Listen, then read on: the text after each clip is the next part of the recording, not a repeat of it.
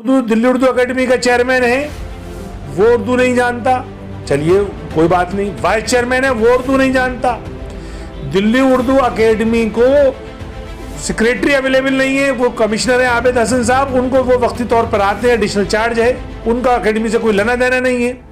जो वहाँ का ऑफिस इंचार्ज है अरोड़ा, वो उर्दू नहीं जानता। जो लेडी हैं जो पूनम, वो देखती हैं, वो उर्दू नहीं जानती। तो सवाल मेरा ये है कि नीचे से लेके ऊपर तक कोई उर्दू नहीं जानता और उर्दू एकेडमी चल रही है।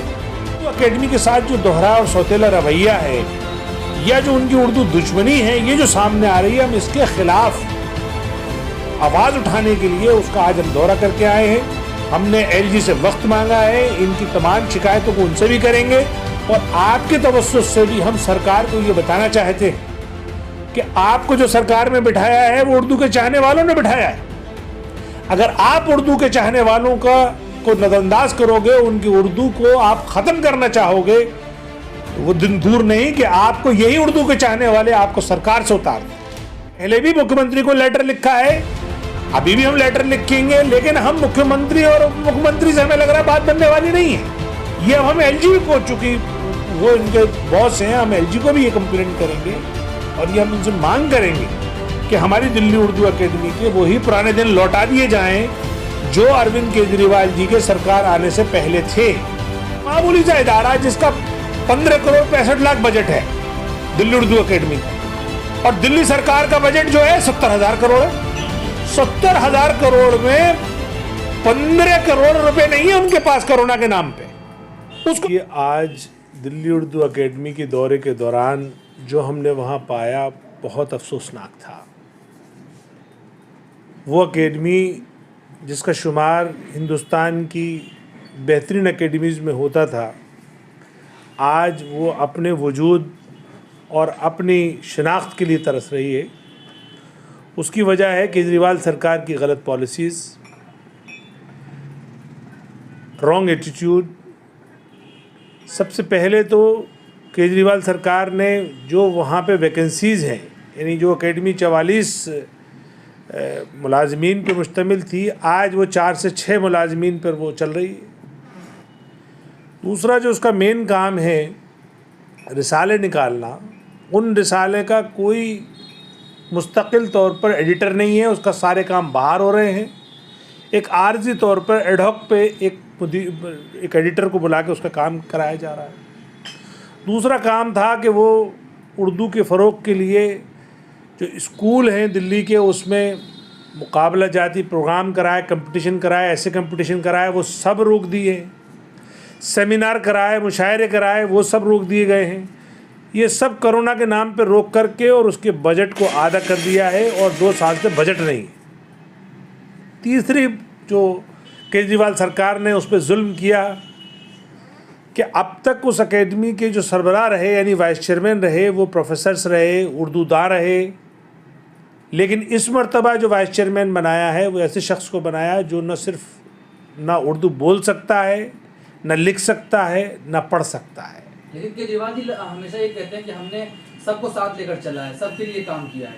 नहीं, अब इसमें मुझे बताइए कि अगर किसी उर्दूदां को बना देते, वो उर्दू जानने वाले को बना देते, तो कौन नाराज़ हो जाता उनसे?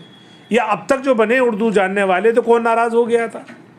दूसरी बात, जो उर्दू दिल्ली उर्दू एकेडमी का चेयरमैन है, वो उर्दू नहीं जानता, चलिए कोई बात नहीं। वाइस चेयरमैन है, वो उर्दू नहीं जानता। दिल्ली उर्दू एकेडमी को सेक्रेटरी अवेलेबल नहीं है, वो कमिश्नर है आबिद हसन साहब, उनको वो वक्ती तौर पर आते हैं, एडिशनल चार्ज है, उनका एकेडमी से कोई लेना देना नहीं है। जो वहाँ का ऑफिस इंचार्ज है अरोड़ा, वो उर्दू नहीं जानता। जो लेडी हैं जो पूनम, वो देखती हैं, वो उर्दू नहीं जानती। तो सवाल मेरा ये है कि नीचे से लेके ऊपर तक कोई उर्दू नहीं जानता और उर्दू एकेडमी चल रही है। फिर उर्दू एकेडमी के साथ ये जो उनकी उर्दू दुश्मनी है वो नज़र हमें आई। कौन सी ऐसी वजह है कि जो उर्दू एकेडमी की जो वैकेंसीज़ हैं उनको फिल नहीं किया जा रहा, उसका बजट नहीं रिलीज़ किया जा रहा, वो जो हमारे अदीब या शुरा या जो हमारे मुसन्निफ़ हज़रात हैं जिनके पेपर्स वहाँ पे बरसों से पड़े हुए हैं वो पब्लिश नहीं हो रहे हैं। प्रोग्राम नहीं हो रहे हैं। जो थोड़ा बहुत भी उनको एजाजिया जो मिलता था, जिससे उनकी रोज़गार चल सकता था कोरोना के दौर में, जब सब लोग परेशान हुए, उसमें सबसे ज़्यादा शोहरा हजरात परेशान हुए। जिस तरह से आपने ऑटो ड्राइवर्स के लिए या और मज़दूरों के लिए स्कीम निकाली, आपने शायरों के लिए क्यों नहीं निकाली? पब्लिक ने भी मुशायरे बंद कर दिए, दिल्ली उर्दू अकेडमी ने भी मुशायरे बंद कर दिए, तो आखिर वो कहाँ जाएं? इसके अलावा जो पेंशन दी जाती है, पेंशन में भी सिर्फ 25-30 लोगों को दी जाती है। हमारा मुतालबा ये है कि पेंशन भी डिमांड ड्रिवन किए जाए, जितने लोग भी अप्लाई करें और जितना उसमें उनके क्राइटेरिया में आए, सबको पेंशन दी जाए। जो 150 उन्होंने वादा किया था, पिछले साल भी वादा किया था मनीष सिसोदिया जी ने, कि हम 150 उर्दू साक्षरता केंद्र बनाएंगे, आखिर उनका क्या हुआ? वो क्यों नहीं शुरू हुए? दूसरा, मनीष सिसोदिया जी के पास इतना वक्त नहीं है कि अपनी एग्जीक्यूटिव कमेटी के साथ वो मीटिंग कर लें। साल में 1.25 साल और 1.5 साल हो चुका उस कमेटी को बने हुए, सिर्फ एक मीटिंग की है। तो ये जो उर्दू अकेडमी के साथ जो दोहरा और सौतेला रवैया है, या जो उनकी उर्दू दुश्मनी है, ये जो सामने आ रही है, हम इसके ख़िलाफ़ आवाज़ उठाने के लिए उसका आज हम दौरा करके आए हैं।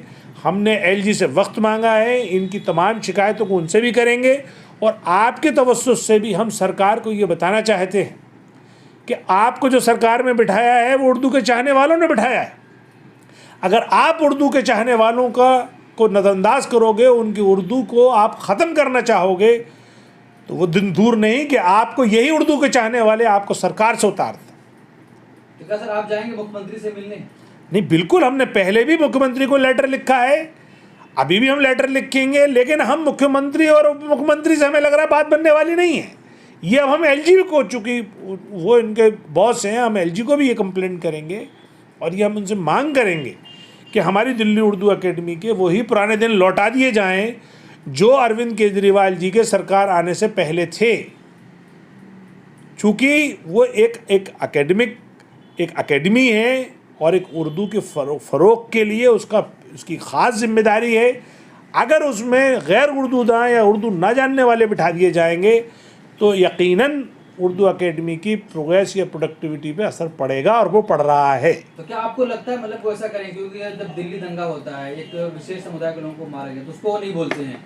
मरकज़ निज़ामुद्दीन का मामला आता है, फ़ौरन कहते हैं FIR कर दी जाए। तो इस पर क्या वो बोलेंगे, कुछ काम करेंगे इसके लिए? देखिए, लोकतंत्र है, ये अरविंद केजरीवाल साहब का कोई फैमिली फ्यूडम नहीं है। लोकतंत्र में उनकी जिम्मेदारी है कि वो सरकार के अपने कर्तव्य को पूरा करें। वो एक्ट के तहत, सरकार की जिम्मेदारी के तहत काम कर रहे हैं। हम उनकी कोताहियों को नज़र डाल रहे हैं, हम उनकी तरफ उनकी तवज्जो करा रहे हैं। वो क्यों नहीं हमारे उसका पूरा बजट और ख़ासतौर से ग्रांट एंड एड रिलीज़ कर रहे हैं? वो क्यों नहीं उसको फुल टाइम सेक्रेटरी दे रहे हैं? आप समझ सकते हैं, जब किसी डिपार्टमेंट का कोई सरबराही नहीं है, फुल टाइम का ऑफिसर ही नहीं है, तो उसका हाल क्या होगा? तो हमारा ये मुतालबा फुल टाइम सेक्रेटरी हो, उनका बजट रिलीज़ हो, और जिस तरह से पहले दिल्ली उर्दू अकेडमी फ़ाल थी, एक्टिव थी, और उसके 150 सेंटर काम कर रहे थे पूरी दिल्ली में, उसी तरह के वो तमाम सेंटर काम करें, और अदीबों को, शुअरा हजरात को या मुसन्निफ़ हजरात को, सबको जो भी अवार्ड दिए जाते थे या उनके पेपर्स को पब्लिश किया जाता था या उनको डॉक्यूमेंट किया जाता था, वो सारे काम बदस्तूर शुरू होने चाहिए। सर आपको ये नहीं लगता कि उर्दू का जो जनाजा निकाला जा रहा है उसका जिम्मेदार सरकार के साथ साथ कहीं बहुत ज़्यादा हद तक उर्दू वाले भी हैं? क्योंकि उर्दू से जितना लगाव लोगों को था, लेकिन आज की डेट में उतना लगाव नहीं है। उसकी वजह एक ये भी हो सकती है। नहीं, देखिए, आप उर्दू वालों को कुछ भी कह लें, लेकिन सरकार अपनी जिम्मेदारी से नहीं बच सकती।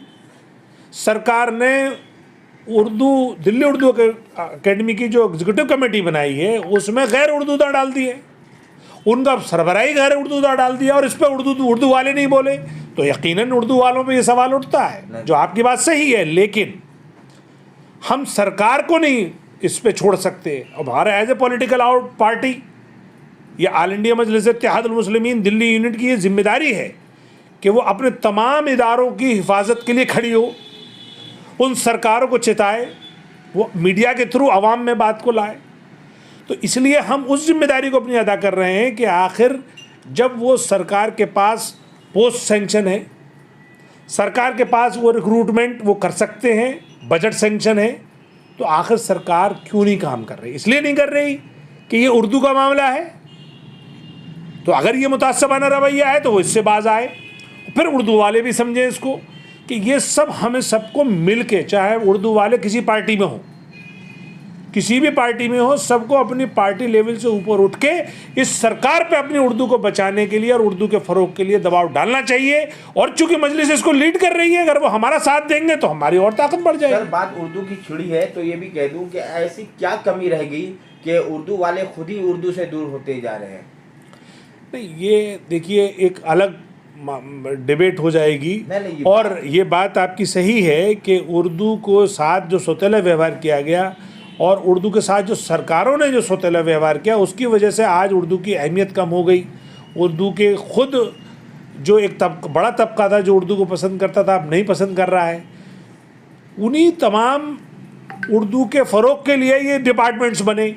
इसकी उर्दू की जो डिमांड थी वो कम होती जा रही थी, या उर्दू के बारे में लोगों को ज़्यादा अवेयरनेस नहीं थी, उसी को बढ़ाने के लिए इस तरह के इदारों का क़याम हुआ। उसमें दिल्ली उर्दू अकेडमी है, NCPUL है, या और जो अंजुमन तरक्की उर्दू है, या बहुत सारे और इदारे हैं। इन सब का काम यही है कि ये उर्दू की फ़रोग के लिए, उर्दू को बचाने के लिए, उर्दू की तरवीज के लिए, उर्दू के प्रचार प्रसार के लिए काम करें।